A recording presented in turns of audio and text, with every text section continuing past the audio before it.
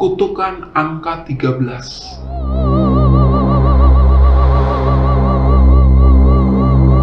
Selamat datang di Skypo Horror. Kali ini Seci Olive akan membaca sebuah cerita yang dikirimkan oleh pendengar setiap podcast.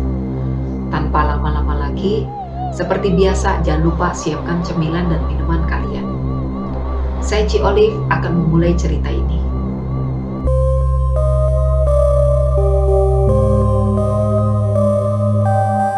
Angka 13 selalu dikaitkan dengan nasib buruk.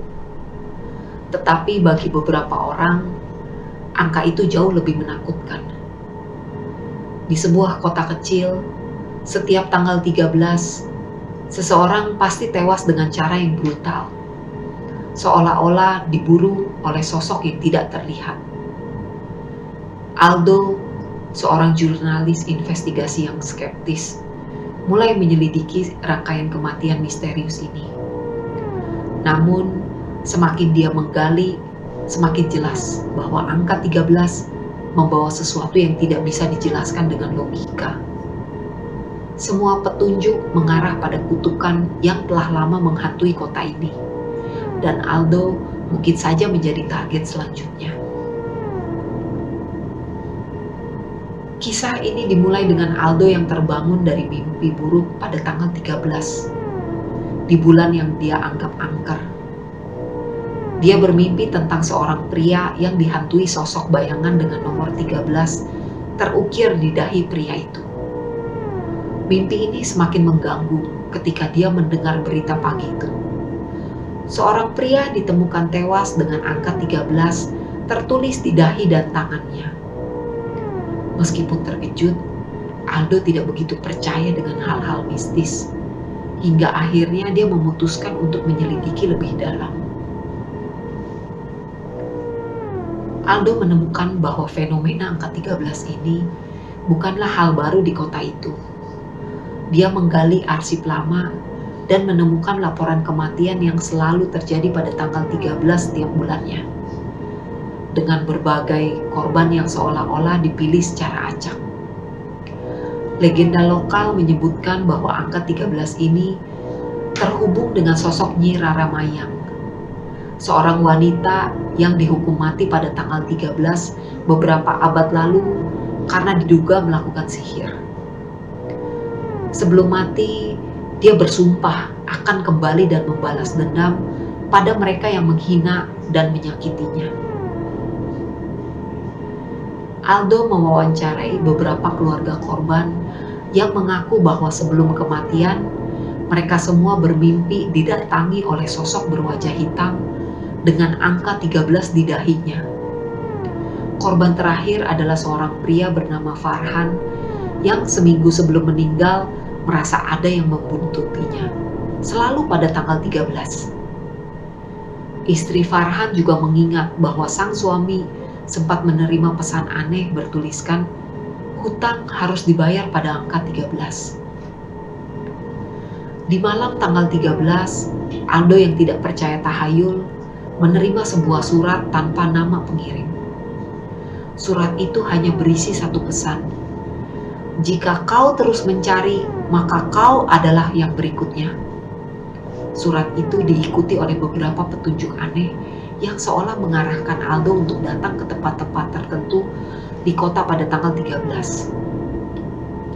Meskipun merasa ragu, Aldo yakin ini adalah bagian dari teka-teki besar dan memutuskan untuk mengikuti petunjuk tersebut.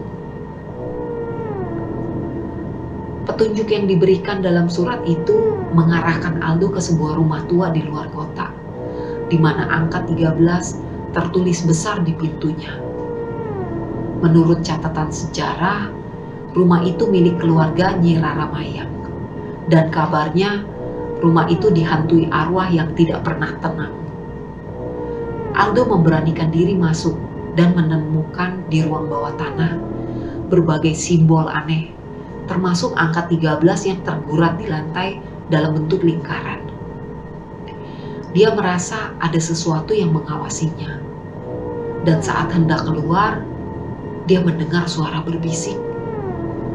Siapapun yang melewati tanggal 13 akan membayar dengan nyawa.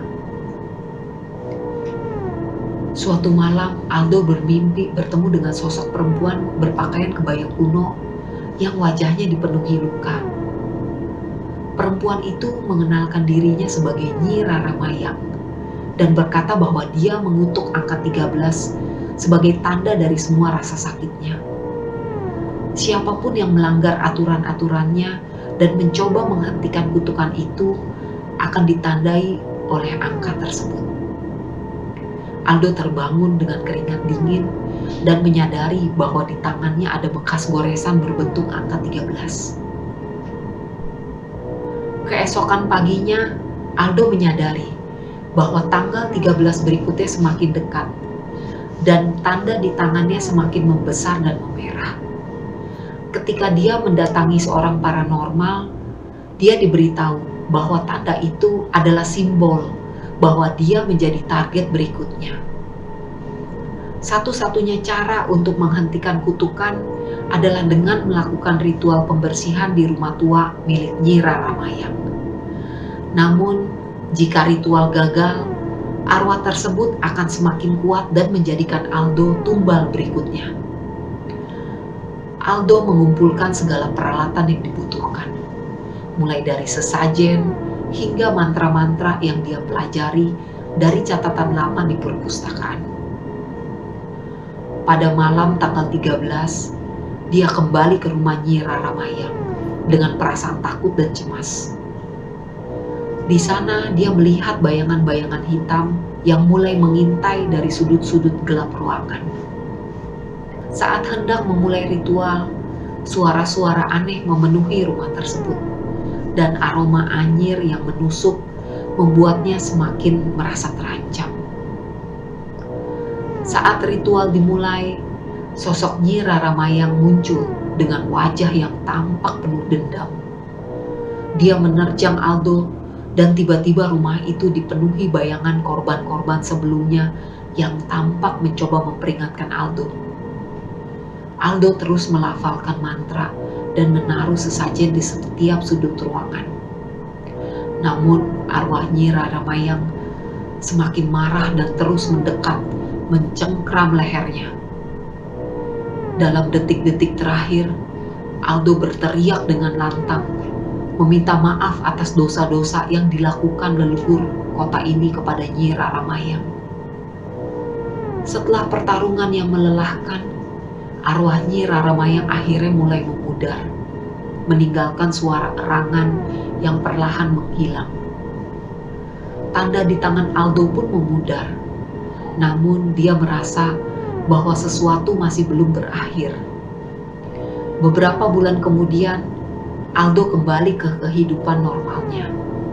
Namun, selalu dihantui perasaan bahwa kutukan angka 13 mungkin hanya tertidur, bukan hilang. Pada malam tanggal 13 berikutnya, Aldo terbangun oleh suara ketukan di pintu. Saat dia membuka pintu, dia menemukan sebuah pesan dengan tulisan merah darah di atasnya. Kutukan tidak pernah mati. Aku akan selalu menunggu. Demikian cerita yang dikirimkan oleh pendengar setiap podcast Skypo Horror yang saya bacakan. Jangan lupa untuk follow semua sosial media milik kami agar kalian dapat mendengarkan cerita-cerita horor yang akan saya ceritakan untuk kalian. Saya Ci Olive dari Skypo Horror, pamit undur diri. Terima kasih.